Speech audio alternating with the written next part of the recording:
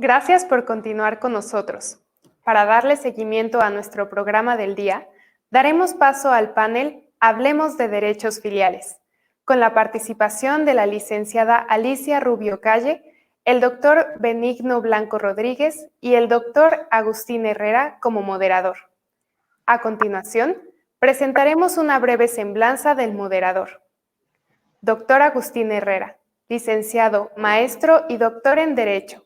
Cursó la especialidad de Derechos Humanos por la Universidad Complutense de Madrid y el doctorado en Bioética y Biojurídica por la Cátedra de la UNESCO Madrid, España. Profesor y conferencista en diversas universidades de México y otros países, en temas de derechos humanos, derecho a la salud, bioética y biojurídica. Autor de 5 libros, 5 coordinaciones, varias coautorías y artículos nacionales e internacionales. Miembro del Grupo de Axiología de Madrid, España, de la Academia Nacional Mexicana de Bioética, AC, y del Seminario Interdisciplinario de Bioética. Investigador del Instituto de Ciencias Jurídicas de Puebla, Research Scholar of the UNESCO Chair in Bioethics and Human Rights de Roma, Italia.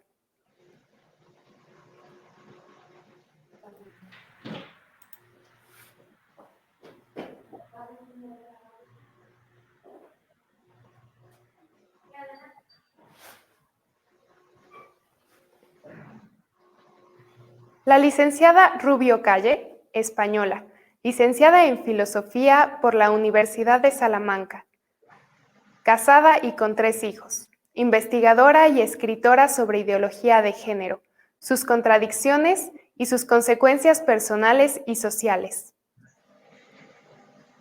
Autora de Cuando nos prohibieron ser mujeres y nos persiguieron por ser hombres del 2016 y Feminismo sin complejos en 2020. También ha publicado una novela de humor de ambiente madrileño, Castizos, militante del partido Vox desde sus inicios, donde ha desempeñado varios cargos orgánicos. Actualmente es diputada en la Asamblea de Madrid, donde continúa su lucha contra el adoctrinamiento escolar y la vulneración de los derechos fundamentales que implica la implantación de la ideología de género. El doctor Benigno Blanco Rodríguez, nacido en Olloniego, Asturias, en 1957, estudió la licenciatura en Derecho por la Universidad de Oviedo y pertenece al Ilustre Colegio de Abogados de Madrid. Actualmente es socio del despacho de abogados Juris Family Office, SI, con sede en Madrid.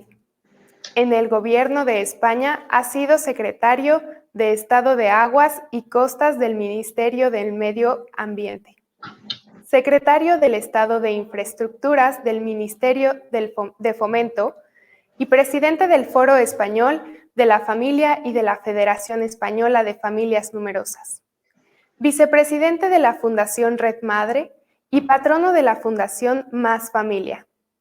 Está en posesión de la Real Orden de Isabel la Católica, otorgada por Su Majestad del Rey Carlos I de España, y es miembro de la Real Sociedad Geográfica Española.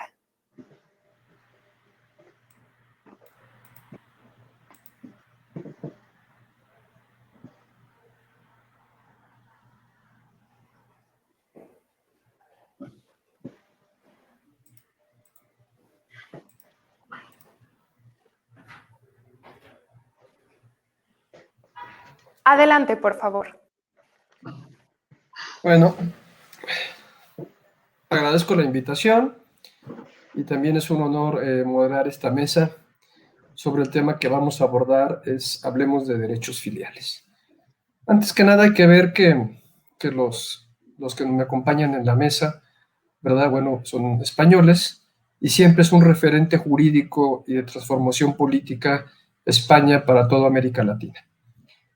Tenemos que ver que los derechos fundamentales, para que hagamos un poco de distinción que se establecen en la Constitución española, también se habla sobre derechos humanos, nada más que el concepto es fundamental, pues se han trastocado ya que todos ellos derivaron de una posicionamiento antropológico filosófico serio después de la Segunda Guerra Mundial, ¿verdad?, sobre la dignidad humana y la persona humana, y bases antropológicas realmente establecidas bajo esos criterios. Actualmente nos encontramos ante una propuesta de derecho desmedida, donde se ha desestructurado la visión antropológica, e incluso mucha gente está sorprendida porque las bases científicas establecen criterios y van ampliando realmente hacia dónde tiene que beneficiar a la persona humana, y sin embargo muchos pensamientos e ideologías van en contra. Se habla de una deconstrucción de la persona, y en ese sentido el derecho ha tenido este trastoque. Ahora bien, el tema de derechos filiales, ¿verdad?, es un tema de derecho civil, y sin embargo se ha trastocado a veces con un pensamiento que incluso los cambios de tecnologías, como incluso la fertilización asistida, pues ha trastocado estos temas. Por lo cual es un tema muy importante que se abordará y que será muy interesante ver la experiencia que nos establece, en primer lugar, el licenciado Benigno Blanco. Entonces, en ese sentido, le doy el uso de la voz por 20 minutos para escucharlo muy atentamente. Gracias. Muchas gracias, Agustín, por la invitación a estar en estos momentos en este foro. Quisiera hacer, para empezar, unas pequeñas consideraciones históricas, ¿no?, porque todo tiene sus causas, las cosas no suceden por casualidad. Yo les recuerdo a ustedes que hasta la aparición del cristianismo, en todas las civilizaciones, y por ceñirnos a lo que es la base de la civilización occidental en el mundo grecorromano, la concepción del matrimonio, de la paternidad y la filiación que había, se parecía bastante poco a la que hemos heredado de la civilización cristiana. Sin entrar en muchos detalles, pero el matrimonio era una unión entre un hombre y una mujer que implicaba unas obligaciones claras de monogamia por parte de la mujer, pero no por parte del varón, y los hijos eran prácticamente a efectos jurídicos cosas propiedad del pater familias, del varón, ¿no? Y esta concepción que tenemos del matrimonio como una unión con carácter igual entre dos personas que tienen la misma dignidad y los mismos derechos, el padre y la madre, y los hijos como personas dignas de protección y que son amparadas en la familia, es de matriz claramente cristiana. La gran diferencia con las legislaciones precedentes al cristianismo es el reconocimiento de la absoluta dignidad e igualdad de la mujer y de los niños, desde una perspectiva humana. Y la propia civilización cristiana llevó siglos el elaborar los conceptos filosóficos, teológicos, morales y jurídicos para crear eso que hemos llamado la institución matrimonial. Desde unas concepciones, unas ideas básicas que están presentes en el cristianismo, la radical igualdad entre el hombre y la mujer, el carácter indisoluble de la unión entre matrimonial y que los niños deben ser respetados. Configurar eso desde el punto de vista, repito, jurídico y las categorías con que designamos desde el punto de vista filosófico y teológico esa realidad, ha llevado tiempo construirla y es una construcción intelectual fina. El ser humano es un ser familiar constitutivamente, porque la especie humana es dual hombre-mujer y hay una complementariedad natural entre lo femenino y lo masculino, que es la posibilidad de ser padres o madres, ¿no? Pero a partir de ese hecho, que es evidente, la construcción, repito, conceptual, jurídica, para dar lugar a lo que hemos llamado matrimonio en los últimos siglos, ha sido fina, delicada, progresiva, y se basaba sin duda ninguna en la antropología realista propia del mundo cristiano, basado en la confianza en la razón que heredamos de Grecia, el sentido de la justicia natural de los romanos y, por supuesto, la perspectiva teológica propia de la fe en Dios, ¿no? ¿Qué está sucediendo en nuestro mundo? Pues que todo lo que llamamos este mundo occidental se está desarraigando de esas raíces intelectuales que configuraron nuestra tradición intelectual. El mundo moderno ha perdido fe en la razón. El racionalismo contemporáneo, en el fondo, es un voluntarismo, es una búsqueda subjetiva de la verdad en base a convicciones absolutamente internas y no homologables por contraste con la realidad. Eso es Descartes, eso es Kant, etc. El mundo moderno, en consecuencia, al no fiarse en la razón, ha caído en el positivismo jurídico, es justo lo que dice la ley y no hay un parámetro objetivo para medir esa justicia de la ley. Y el mundo moderno excluye cada vez más la visión teísta, la de que hay un Dios que da sentido a las cosas. En consecuencia, entra dentro de la lógica que el mundo moderno no entienda el matrimonio. Y de hecho, si vemos cómo se ha ido desacralizando y desestructurando el matrimonio en los últimos siglos en nuestro mundo occidental, vemos que empieza con Lutero. Lutero atribuye la competencia sobre el matrimonio del interés jurídico a los estados, excluyendo la regulación por parte de las iglesias en carácter vinculante a efectos civiles. La Revolución Francesa aprueba el divorcio y aprueba las primeras legislaciones educativas que van privando progresivamente a los padres del derecho a educar a sus hijos para transferir ese derecho a las instituciones estatales. Y más adelante se va avanzando en la exclusión, poco a poco, y con ritmos y plazos distintos según los países, de las notas esenciales del matrimonio. Si el matrimonio en un sentido natural es uno con una abierto a la vida, primero lo del uno con una se pone en cuestión con el divorcio resolver ese contrato matrimonial o esa alianza matrimonial. Luego deja de considerarse al matrimonio como el lugar idóneo para la paternidad y la maternidad. Nunca ha sido el único, pero sí se ha considerado idóneo y se ha protegido en ese sentido. Y por último, ya muy recientemente hemos visto que incluso lo del uno con una ha sido sustituido en países como España por la opción de uno con una, o uno con uno, o una con una. Es decir, primero excluimos la vinculación del matrimonio con la paternidad y maternidad, después excluimos la relación del matrimonio con la sexualidad complementaria hombre-mujer, le privamos de la indesirabilidad y últimamente también de la heterosexualidad. Con lo cual, en el fondo, el concepto clásico de matrimonio en un ordenamiento jurídico como el español es ya alegal, no ilegal. No es que esté prohibido casarse según los conceptos y criterios clásicos, pero eso no tiene ningún reflejo en la legislación. Y ese ha sido un proceso que se ha ido viviendo de forma progresivamente acelerada, ¿no? Por ejemplo, en España, cuando empezó la democracia en el año 78, se regula en la Constitución tanto el derecho a la vida como el derecho al matrimonio en su artículo 32, como el derecho a la educación por parte de las familias en el artículo 27, y se garantiza en el artículo 39 la protección a la familia. Pero bueno, son enunciados constitucionales teóricos, no hay un desarrollo conceptual. Y luego empieza un proceso que voy a ir a resumirles muy rápidamente con la cita de las fechas, podría decirles las leyes, pero nos alargaríamos demasiado. En el año 81 se legaliza el divorcio y se despenaliza la anticoncepción y se elimina algo que en su día no se dio mucha importancia, pero que luego la ha tenido del Código Civil, el impedimento de impotencia como causa de nulidad del matrimonio. Con lo cual, en el fondo, empieza a separarse de alguna manera matrimonio y sexo. La impotencia, que indica la incapacidad física para la unión conyugal, deja de ser un impedimento del matrimonio y luego ya la unión conyugal como tal no es un requisito esencial para que haya un matrimonio.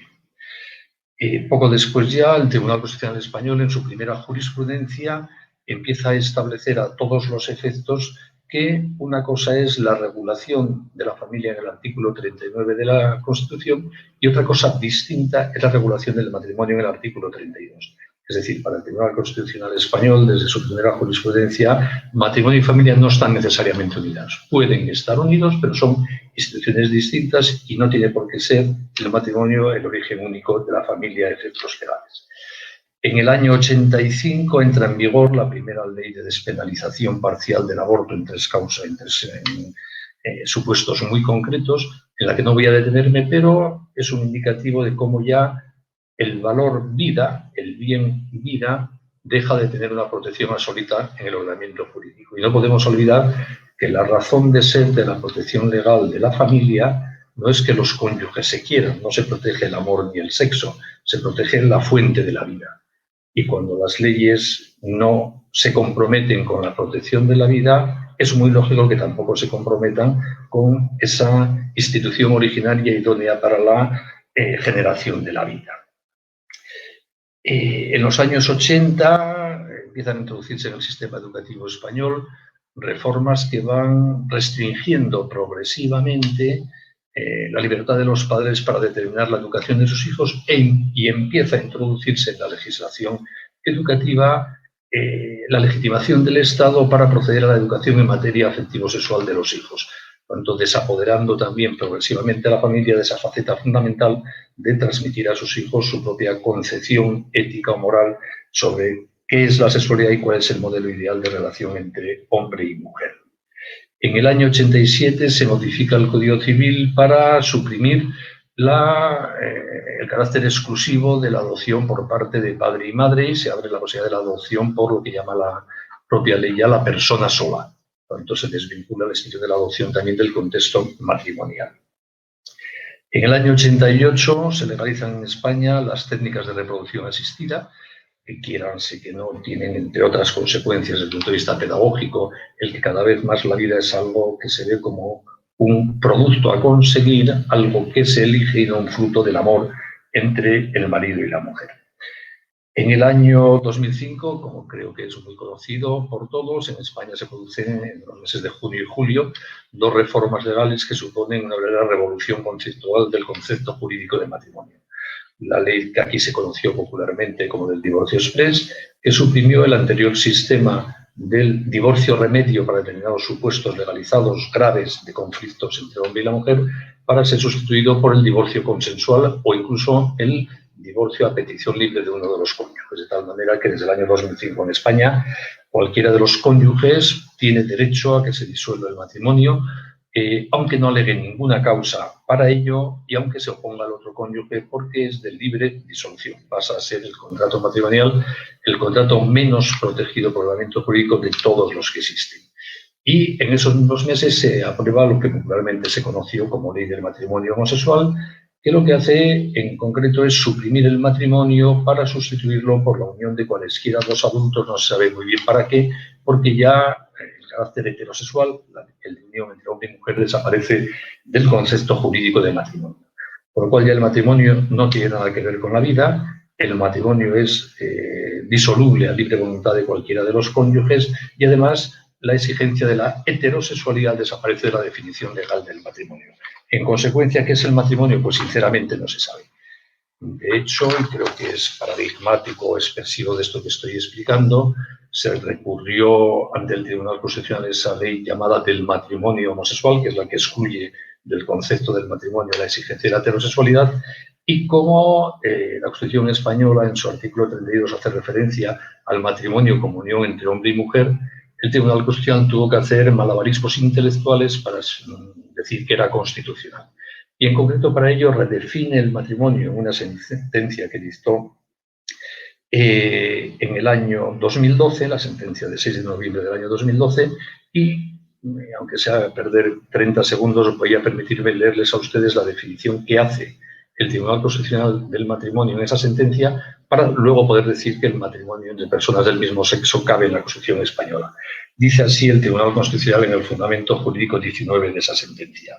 El matrimonio es una comunidad de afecto que genera un vínculo o sociedad de ayuda mutua entre 2 personas que poseen idéntica posición en el seno de esa institución y que voluntariamente deciden unirse en un proyecto de vida familiar común, prestando su consentimiento respecto de los derechos y deberes que conforman la institución y manifestándolo expresamente mediante las formalidades establecidas en el ordenamiento jurídico. Yo no sé lo que dice el Tribunal Constitucional, simplemente que es el matrimonio. Es una comunidad de afecto que genera un vínculo que no saben en qué consiste, o sociedad de ayuda mutua entre 2 personas en idéntica posición. Como ven ustedes, en esta definición constitucional en España del matrimonio no hay referencia ni al hombre, ni a la mujer, ni a la sexualidad, ni a la paternidad, ni a la maternidad. Es como una cooperativa de afectos. De hecho, uno de los miembros del Tribunal Constitucional en aquel momento, en su voto particular discrepante de esta sentencia, llega a decir con cierto espíritu de diversión o sorna que con esta definición de matrimonio sería un matrimonio la unión de ese magistrado con su sobrino, porque se quieren, se ayudan mutuamente y cooperan en la vida, ¿no? Y es verdad, hemos vaciado hasta tal punto ya al matrimonio de todos sus rasgos definitorios tradicionales que, sinceramente, hoy en el ordenamiento jurídico español el matrimonio no es nada sin más. En la vida real, gracias a Dios, es mucho más, pero el ordenamiento jurídico español prácticamente no es nada. Y este es un proceso muy similar al que se está viviendo en todos los países europeos, y ustedes saben que también en los países de la América Latina, de una forma más avanzada o menos avanzada, más radical o menos radical, se está viviendo un proceso similar, ¿no?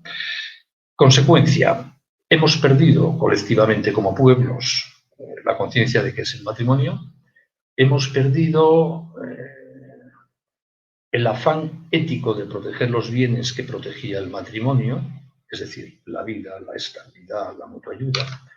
Ya no somos capaces de valorar, aunque funcione en la vida real, esa fuente de solidaridad interpersonal y de estabilidad y de apoyo mutuo que genera el matrimonio comprometido en el tiempo, y por lo tanto, cada vez más la defensa del matrimonio va a depender del testimonio personal de felicidad, de solidaridad y de apertura a la vida que demos los casados, los padres y los que nos queremos, de los valores que encontramos en las leyes.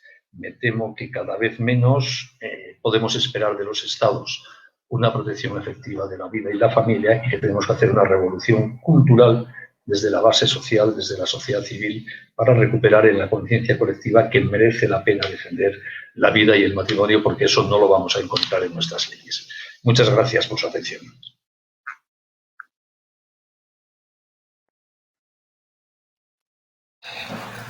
Agradezco mucho al licenciado Benigno Blanco su exposición, donde podemos vislumbrar que los valores estructurales del derecho, pues ahora son realmente ornamentos, ¿no?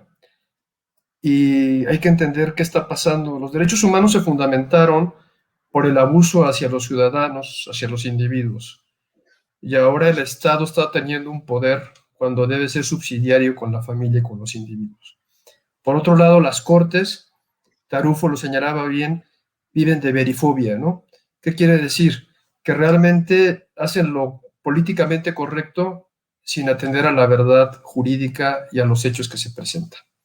En ese sentido, bueno, pues es una situación preocupante hacia dónde nos encaminamos. E incluso la frase de Descartes de dudo, pienso, luego existo, ahora es siento, percibo y luego existo. Y eso pues va en contra de la realidad y de muchas circunstancias.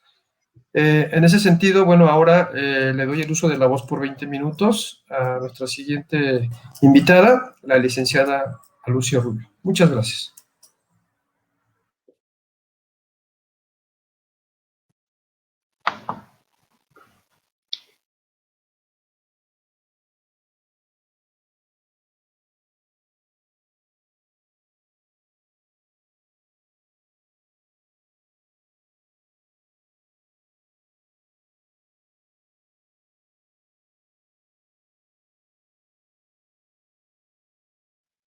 Alicia, el micrófono está apagado, por favor.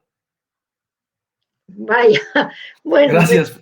No te escuchamos nada, nada, para que vuelvas a iniciar. Gracias. Bueno, después de haber escuchado al doctor Benigno Blanco toda la parte de la evolución de lo que ha sido el matrimonio, esa unión sociobiológica única, específica, especial, y cómo ha ido, digamos, desvirtuándose, transformándose en otras cosas, creándose una situación de inestabilidad permanente, etcétera, etcétera. Bueno, y a mí me toca pues explicar un poco la parte de a dónde vamos, o sea, a futuro, a dónde vamos. Pues realmente lo que hay que tener muy claro es que esto no es una casualidad, ni muchísimo menos. Esto tiene unos objetivos muy claros, que están muy relacionados con los objetivos que tienen grandes organismos internacionales, etcétera, etcétera. Y son exactamente, son muchos, pero concretamente en este caso son muy claros tres. Uno de ellos es la reducción poblacional. Desde las cumbres poblacionales de la ONU se han generado políticas en las que lo último, su objetivo final es precisamente que haya menos población y efectivamente la destrucción del matrimonio, su inestabilidad conviene, claro. Otra de las cosas, otro de los objetivos es la estatalización de la vida privada. Estamos yendo a un mundo en el que se está tratando de estatalizar la vida privada y se está tratando de hacer que el ciudadano dependa directamente de un poder supranacional o estatal sin que haya intermediarios. Y desde luego la familia siempre ha sido ese, digamos, ese organismo intermedio entre la persona y luego el Estado o los organismos superiores que hubiera. Y además protege a ese ciudadano, es decir, es una solución sociobiológica ancestral que precisamente protege al ciudadano frente a muchas cosas, entre otras frente a los poderes que haya por encima, y ese elemento intermedio molestaba, porque realmente se nos dirige hacia una estatalización y a una interdependencia del ciudadano, a un apoderamiento del ciudadano, incluso apoderamiento de los menores, como nuestra querida ministra Zelaya nos dijo, que los hijos no son de los padres, son del Estado, es decir, la familia sobra. Y la mejor forma de eliminar la familia es debilitar la pareja que la funda y convertir familia en familia cualquier cosa. Y luego el tercer objetivo, que está clarísimo, es el negocio de los derechos sexuales y reproductivos y todo lo que conlleva. Es decir, la reproducción hasta ahora era algo gratis, tener hijos era algo gratis, fruto del amor de los padres y ya está. Y sin embargo, todo el problema de la inestabilidad familiar, todo el problema de la reconversión de familia, en cualquier cosa, pues favorece muchísimo ese negocio del que estamos hablando, no nos engañemos. La desestructuración de las parejas lleva a muchas mujeres a elegir el aborto como solución a un embarazo, estupendo negocio, como ya sabemos. Desde luego, parejas no reproductivas, por esencia, como pueden ser las parejas homosexuales, necesitan servicios reproductivos y ya tener hijos se convierte naturalmente en un negocio estupendo, ya sean inseminaciones, ya sean ambientes de alquiler, etcétera, etcétera. Entonces, partiendo de esos tres objetivos, lo único que podemos esperar es un fomento de esta destrucción de la familia y de esta, digamos, alteración de lo que es la esencia de la familia y del matrimonio. Entonces, claro, si lo pensamos, la inestabilidad de la pareja y la desvirtuación y la ayuda a desestructurar las familias, pues es miel sobre hojuelas para esta, digamos, ingeniería social. Es decir, parejas de poca duración, desde luego, siempre van a tener menos hijos. La estabilidad familiar, pues naturalmente facilita tener más hijos. Naturalmente, esa inestabilidad también significa inestabilidad económica, mayor pobreza, lo que también conlleva pues, a que se tengan menos hijos. Ese objetivo extraordinario de la reducción poblacional también complica el hecho de que no haya una estabilidad en la pareja, pues la conciliación en la vida familiar, una sola persona, desde luego. Con hijos siempre se organizará mucho peor y siempre se pensará la posibilidad de tener otro hijo o no. Todo esto, naturalmente, pues eso hace que vayamos a leyes que precisamente faciliten todo esto. En realidad, es una profecía autocumplida desde que se empezaron a generar todas esas leyes. Cada vez hay más inestabilidad porque todas esas legislaciones que en el caso de España ha ido explicando Benigno Blanco, pues tienen ese efecto pedagógico de las leyes, de que las leyes pueden llegar a conformar y a modificar una sociedad en tanto que eso se considera algo beneficioso, se considera un derecho, se considera una posibilidad, se considera algo bueno. Yo no me llevo bien, no trato de... Tengo un proyecto común, tengo unos hijos, pero yo no trato de resolver absolutamente nada porque me dan todo tipo de facilidades. Entonces, lo único que podemos esperar es eso, más legislaciones y más vías para tratar de convertir la familia en algo en lo que no es. Por ejemplo, todo el tema de la monoparentalidad. La promoción de la monoparentalidad en España se está dando de una manera tremenda en los parlamentos a base de que efectivamente han conseguido que existan parejas monoparentales, pero lo que se hace es dar todo tipo de facilidades a esas parejas por aquello de que se dice que están en situación de vulnerabilidad. En realidad, ser monoparental no significa exactamente estar en situación de pobreza o de necesidad, porque puede haber personas económicamente perfectamente solventes y que, sin embargo, pues por las circunstancias que sea monoparental, pero lo que sí que es cierto es que al dar todo tipo de beneficios a la monoparentalidad, así como concepto, facilita la existencia de, pues eso, de familias, esas monoparentales, es decir, con un solo adulto al cuidado, incluso cuando hay dos, facilitan el que se haga pues, todo tipo de subterfugios para que esa pareja no figure como tal pareja, simplemente para conseguir todos esos beneficios económicos y sociales que se están dando, con lo cual se vuelve a hacer la profecía autocumplida. A mayor facilidades para generar pues eso, familias desestructuradas o inestabilidades familiares, pues naturalmente más se provocarán, eso no cabe duda. Respecto a la inestabilidad familiar, hay otra ventaja enorme para esta ingeniería social, y es que naturalmente las familias desestructuradas, pues en muchos casos, pues se repercute naturalmente en los menores y los hijos pues tienen una serie de problemas, personalidades más inseguras, son más manipulables, lo que hace que se puedan adoctrinar muchísimo más fácilmente en las aulas. Eso lo he visto yo lo llamaba el ecosistema de las aulas. El ecosistema actual son niños con unos problemas familiares, pero tremendos que naturalmente a esas criaturas les afectan muchísimo y les afectan en su personalidad y les afectan en su estabilidad. Esto también, por otro lado, también, por ejemplo, ayuda a que haya muchísimos hijos únicos.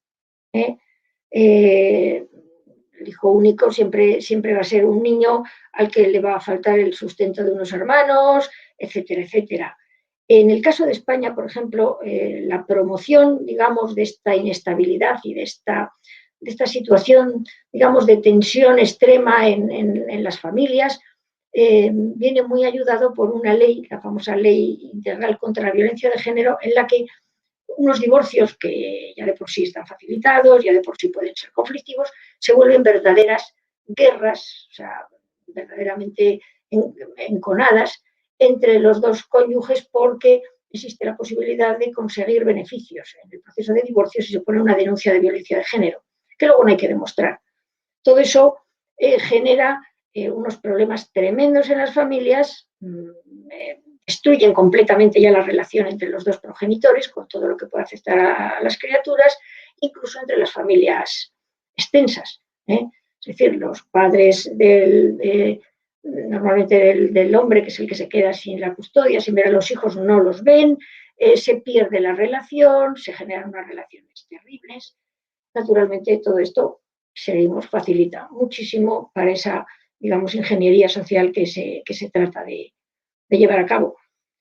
Otra de las cosas que vamos a encontrar es eso, leyes cada vez más permisivas con todo esto, y de ninguna manera se van a tratar de implementar lo que realmente la sociedad se da cuenta que le da estabilidad y que beneficia a todos, que beneficia a la sociedad y que beneficia a esos menores y que beneficia muy probablemente a esa pareja a la que, si se le dan herramientas, es posible que resuelva en muchos casos sus conflictos.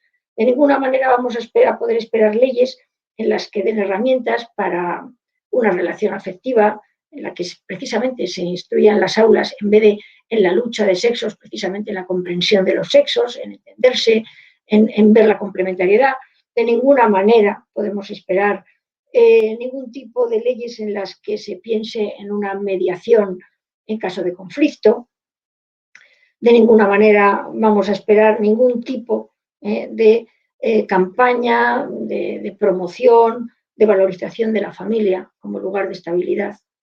De hecho, además, las líneas que se siguen y que las líneas que se ven venir es ya presentar a la familia como el lugar peor, como el peor lugar que hay para las mujeres y para los niños. De hecho, ya empiezan a salir estudios de la ONU que decían que es que el hogar era el lugar más peligroso para las mujeres, lo cual es auténticamente aberrante. El hogar, al fin y al cabo, es la familia. Y naturalmente ya se empieza a hablar de que la familia es el sitio donde más se producen abusos, donde los niños son más maltratados. Es decir, se está empezando ya a hacer un nuevo ataque a la familia, y con todo lo que puede traer. Y desde luego tampoco podemos esperar ningún tipo de incentivo a esa estabilidad familiar, que indudablemente, además, es que es curioso porque fortalece a la sociedad y fortalece a las personas y fortalece la personalidad y la educación de esos hijos que al fin y al cabo van a ser los herederos de la nueva sociedad. Entonces, pues yo realmente a futuro solamente veo pues eso, una cada vez más disolución del concepto de de matrimonio, del concepto de pareja heterosexual procreativa, de lo que ha sido, pues eso, toda la vida la familia. De hecho, además, cada vez se ve cómo se promocionan matrimonios y parejas que llaman igualitarias, no se sabe bien por qué razón, porque son simplemente de un mismo sexo, en los que se consigue ese objetivo importantísimo de la reducción poblacional y, naturalmente, ese objetivo que ya he mencionado del negocio de la procreación. Es a lo que nos tratan de llevar. No soy nada positiva, salvo que realmente se consiga de alguna forma empezar a revertir todo esto con todo lo último que he dicho. La educación a las nuevas generaciones en la comprensión, en la valorización de la familia y en la estabilidad de una pareja con el amor y por los hijos, para intentar cambiar toda esta, digamos, toda esta locura, toda esta ingeniería social. Yo creo que más no puedo añadir, así que si existen preguntas o lo que sea, pues quedo a disposición. Muchas gracias, Alicia. Fuiste muy precisa en lo que está sucediendo de este fenómeno de transformación y de deconstrucción. Bueno, en ese sentido, pues yo sugiero, si hay alguna pregunta, bueno, tenemos a disposición a estos dos personas que nos pueden exponer. A ver, creo que lo vemos todos. Ante una definición de matrimonio tan superficial y conveniente, ¿cuál sería la definición propuesta para matrimonio más acorde a lo que es? No sé si a los dos les gustaría contestar algo o alguno de ustedes quisiera iniciar. Pues yo puedo iniciar, si Alicia me lo permite. Sí. Muy bien, amigo. Gracias. Más allá de definiciones conceptuales jurídicas, yo diría que un matrimonio es chica, chico, potencial niño. Pues esa es la realidad. Una chica que quiera a un chico que quiera a una chica, y que en principio, por estadística del amor y compartir la vida de un hombre y una mujer, por lo menos hay una alta posibilidad de que aparezcan niños. Y además debo decir que, porque es así, se regula por el derecho. Basta ver la historia del derecho para comprobar que la razón de ser de que los estados se preocupen de la regulación de eso que sucede entre un chico y una chica es que ahí pueden nacer niños.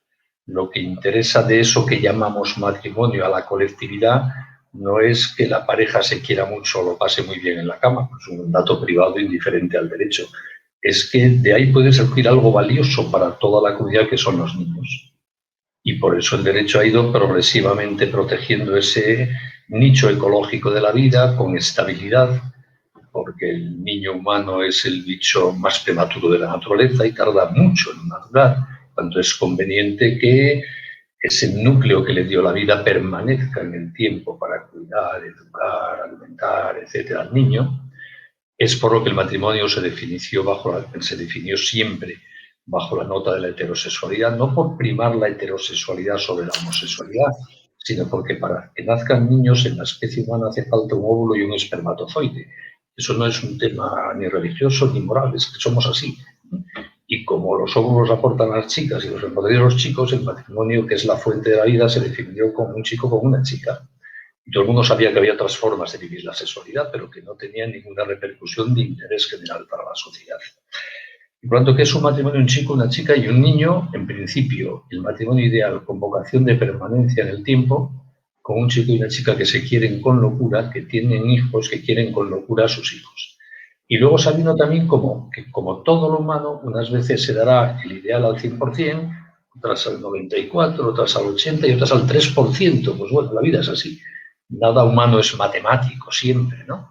Ahora, es muy bueno que las sociedades siempre en todos los temas tiendan al ideal, que nos ayuden con las leyes, con la pedagogía pública que hacen las leyes, a tender al menos al ideal, aunque sepamos que casi nadie lo consigue del todo. Cuando la legislación fiscal de los países, en el impuesto de sociedades de las empresas, por ejemplo, establece bonificaciones fiscales a los gastos en I+D, es porque interesa que haya gastos en I+D. Porque ya sabemos que no todo el mundo los hará y que de los que los hacen muchos no conseguirán ninguna patente, pero se intenta incentivarlo. ¿No?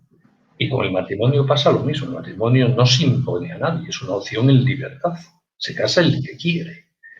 que los homosexuales, cuando el matrimonio exigía la heterosexualidad, no podían casarse, obviamente, pero porque ellos no querían el matrimonio, elegían un estilo de vida afectiva y sexual que era distinto del matrimonio, como los curas no se casan porque ellos no quieren, no es porque nadie les prohíba casarse. Es decir, que la regulación del matrimonio con esas notas conceptuales de heterosexualidad, estabilidad, apertura a la vida no es discriminatoria para nadie, es ofrecer una opción con carácter intuitivo, protector desde el Estado, porque es muy interesante que eso exista y funcione para toda la sociedad.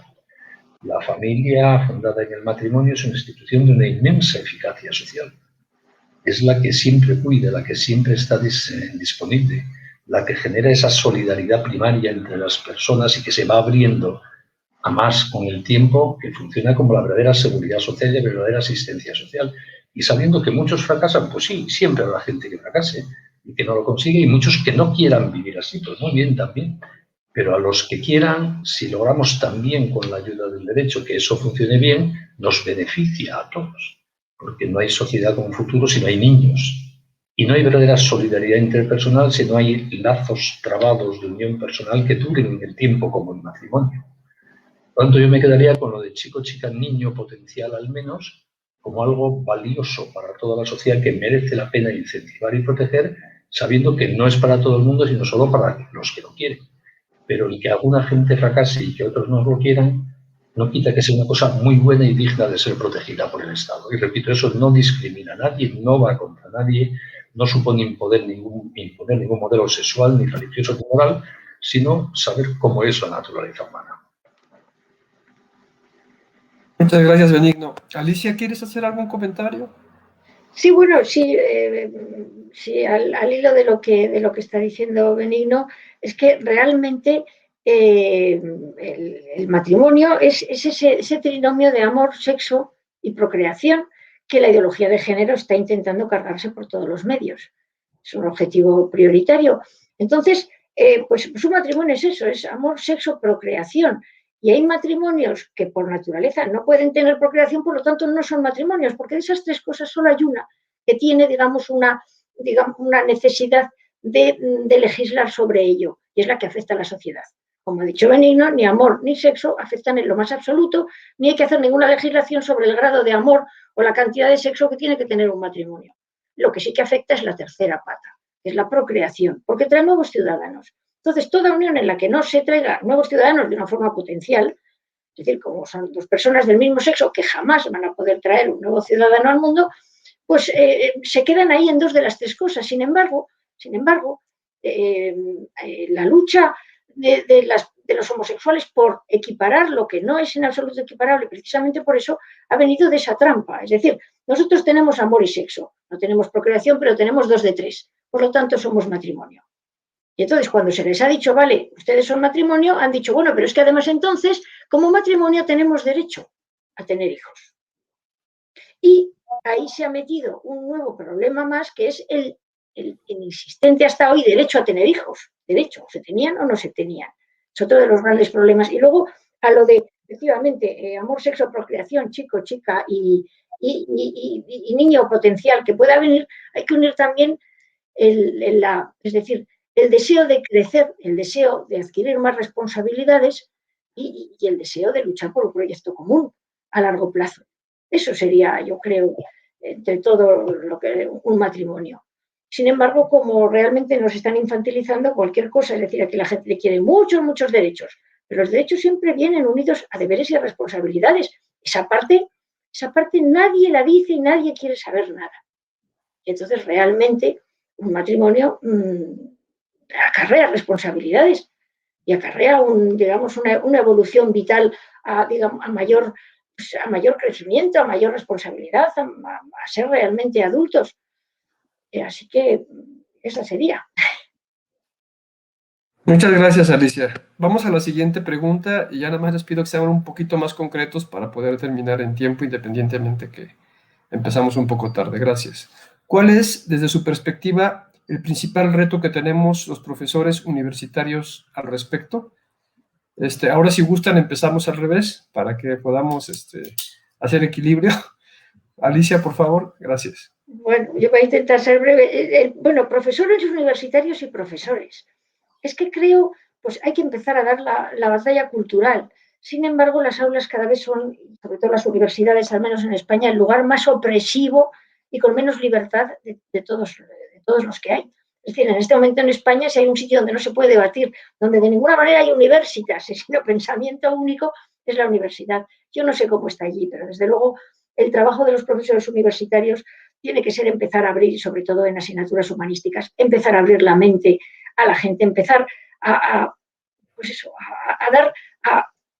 dar nuevas visiones que no sean esa visión que se les está imponiendo, al menos en España desde chiquititos, que es el tema de la ideología de género.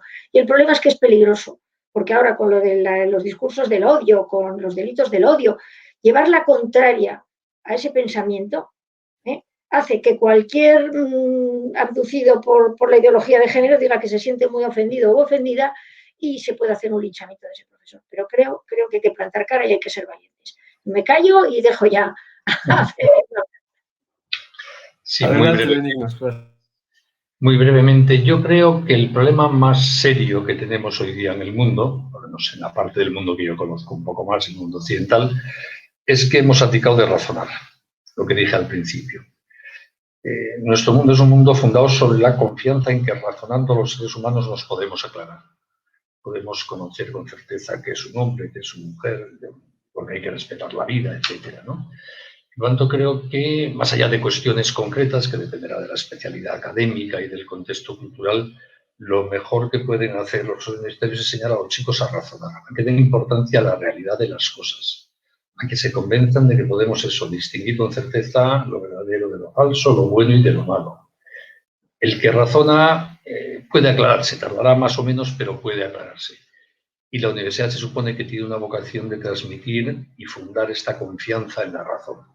Si los profesores universitarios ayudáis a que los niños sean pequeños Sócrates, por lo menos que se pregunten por qué las cosas son así, cómo podrían ser mejores, cómo yo puedo ser mejor, la universidad hará una gran aportación. Y lo mismo pasa con las familias. Tenemos que enseñar a los niños desde muy pequeñitos a fiarse de la razón, a saber que podemos distinguir lo bueno de lo malo, que hay criterios objetivos, que a veces nos confundimos, pero no pasa nada, que como somos libres podemos rectificar.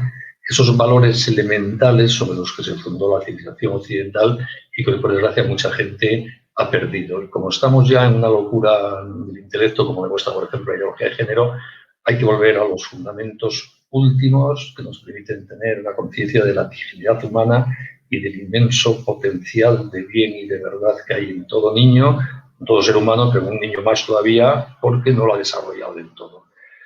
Hay que hacer una revolución cultural, como decía Alicia, que es la revolución de volver a sentar los pies bien en la realidad. Muchas gracias por su participación. Son temas que nos llevaría más tiempo el análisis, pero bueno, por cuestiones de tiempo y el respeto a los que nos están escuchando, pues yo creo que vamos a hacer pues realmente hasta aquí la intervención. Yo agradezco mucho el tiempo que nos ha prestado todas las personas que están conectadas y les invito a continuar el programa que está establecido, sin antes decirles que vamos a tener una pequeña pausa. Muchas gracias, Benigno. Muchas gracias, Alicia. Muchas gracias a la Universidad de UPAE.